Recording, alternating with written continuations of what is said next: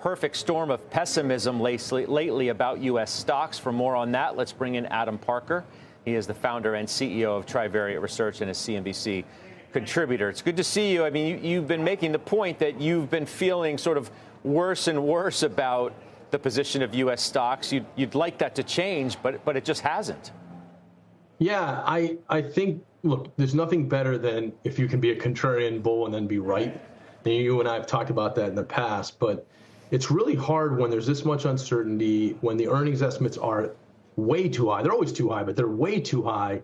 And we haven't seen any of that behavior yet where stocks that are missing aren't going down. You asked Leisman a question I can actually give a factual answer to, or the poly market has 20 cents, so 20% chance that Trump gets rid of Powell this year. So for whatever that's worth, I think that's what you got to factor into your distribution of outcomes. You could buy it for 21 or sell it for 81 cents right now. And you and I were together election night when we learned the poly market was right a lot. But do you think, I mean, how much do you think the escalating tension on that issue is weighing on stocks in concert with all the other things that we're worried about? I do. I think that's part of today's reasoning. I think it's got to be part of today's factor. It's just more uncertainty, and we know that they don't have a great relationship. And part of what I struggle with, and I think we talked about this last week, is if there's a recovery on the other side of this, it's got to include, the tax extension, less regulation, maybe some AI-proof cases, et cetera.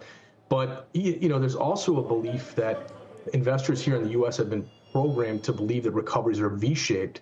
And I think the reason they've been programmed to believe that is because you've always had monetary and fiscal stimulus simultaneously in most of their investment lifetimes. And what if this time the Fed isn't expanding the balance sheet and they aren't cutting a ton and there isn't incremental fiscal stimulus? Then maybe the upside isn't V-shaped, but it's kind of more of a slow grind higher. And that's what we're incorporating on our earnings outlook now, is that what I thought was 2026 earnings before, I now think is 2027 earnings. I think we've lost a whole year of earnings growth because the policies have already happened.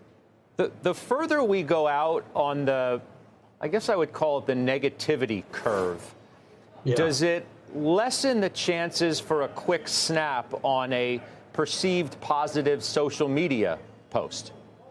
I would have said that, but 12 days ago you got, 10% S&P in 1 hour. And, if you and I went to school, they would tell us there's 10% returns in a year. So there's certainly buying power. If we start believing that we're going to resolve the spat with China in a kind way, the market will rip higher in a very short term on that news. And I think that's what people like me and investors I talk to struggle with the most. What historical period do I use to evaluate and then assume that's the current regime? I don't have one. There really wasn't a tariff war. And that's why when I look back at what happens when the dollar weakened, the playbook's been totally different, or what do I do? So I find that even though I want to be defensively positioned, I know I have to own some offense, because if we get some, tweet or whatever, the market can be up 10% in 1 hour. So I have to figure out, is it bombed out alternative asset managers where I take a shot? Is it, semiconductors where, a lot of them are down 30 to 50% from highs, and that's about an average semiconductor correction. And maybe the fundamentals are bad. Maybe China's a problem. Maybe inventory is high, but I know it grows above GDP long term, and I know they're going to rip higher when he makes a positive tweet. So people are struggling with how to barbell it. That's what everyone always calls it. How to find some offense and defense in this sort of current regime.